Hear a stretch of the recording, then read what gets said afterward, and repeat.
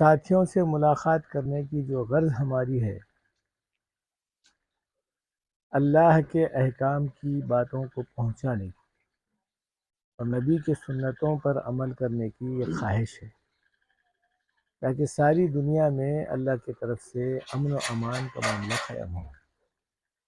کیونکہ قرآن میں یہ بات اپنی جگہ پر بالکل صحیح ہے، اللہ کی بات کو جب تک مانتا رہے گا آدمی تو اللہ تعالیٰ اس کو دنیاوی اور اخروی اعتبار سے سکون اور اطمینان والی زندگی نصیب کرے۔ اگر نہیں کرا تو کیا ہوگا، ایک سوال ہے۔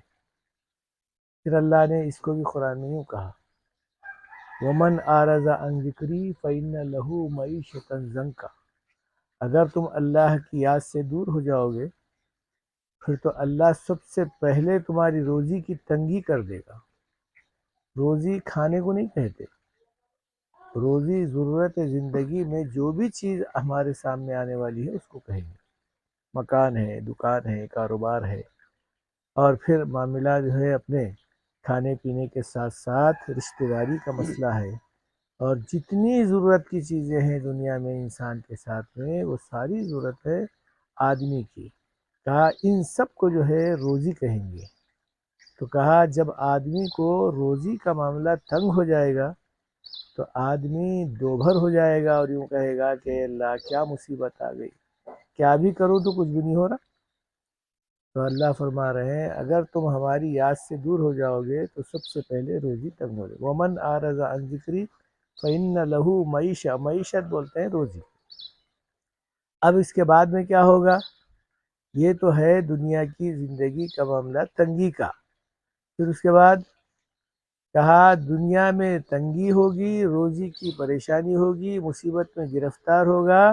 پھر اس کے بعد میں کہا وَنَحْشُرُهُ يَوْمَ الْقِيَامَةِ أَعْمَىٰ، جہاں قیامت کے دن سب سے زیادہ جو بڑی نعمت ہے وہ اللہ کے دیدار، یعنی اللہ کو دیکھے گا آدمی۔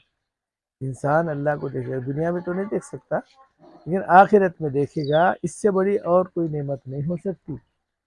تو کہا اس نعمت سے خدا اس کو محروم کر دے گا، یعنی مطلب یہ ہے کہ اندھا کر دے گا۔ اعمیٰ کہتے ہیں اندھے کو۔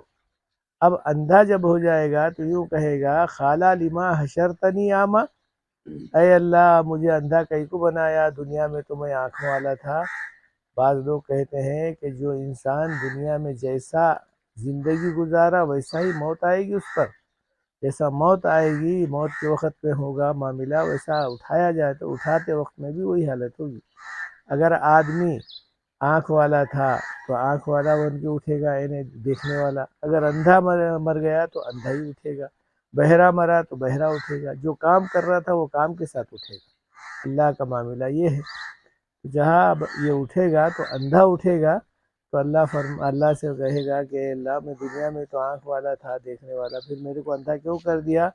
تو اللہ تعالیٰ کہے گا کہ تو دنیا میں تو دیکھنے والا تھا لیکن ہماری آیتیں، ہماری باتیں اور ہمارا معاملہ، ہماری جو ہے بنائی ہوئی دنیا کی سب چیزوں کو دیکھ کر بھی تو اللہ کی قدرت کو نہیں پہچانا، احکام خدا پر جو ہے عمل نہیں کرا، اسی لیے تجھے دنیا میں اندھا بنا دیا گیا تھا ساری چیزوں کو دیکھنے سے، یہاں بھی تو اندھا بن گیا۔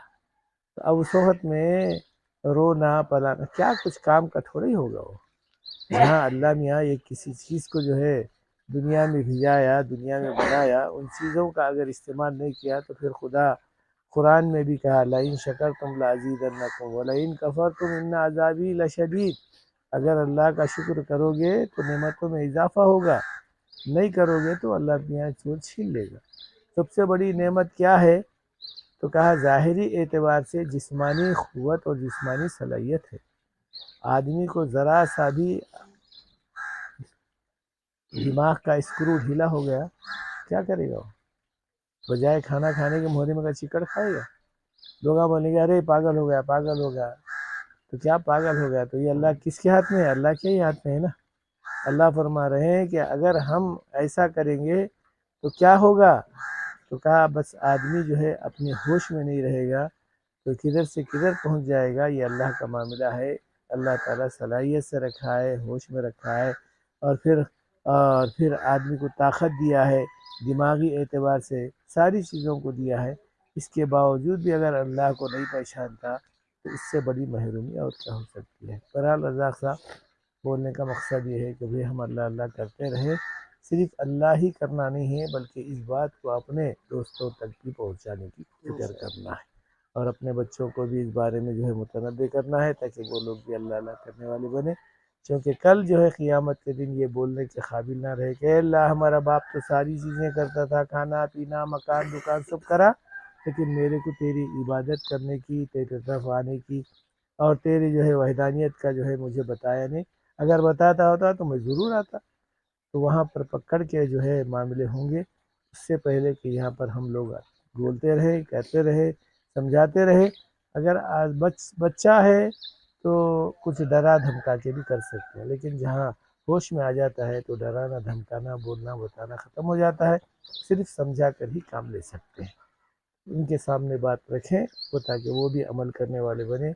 ہمارے جانے کے بعد کم سے کم اتنا تو ہو جائے کہ یاد تو کرے الگ بات ہے، لیکن وہ عمل کریں گے تو اس کا عمل، ان کا ثواب بھی ان کو ملے گا اور ان کے ثواب میں سے اللہ تعالی ہم کو بھی دے گا۔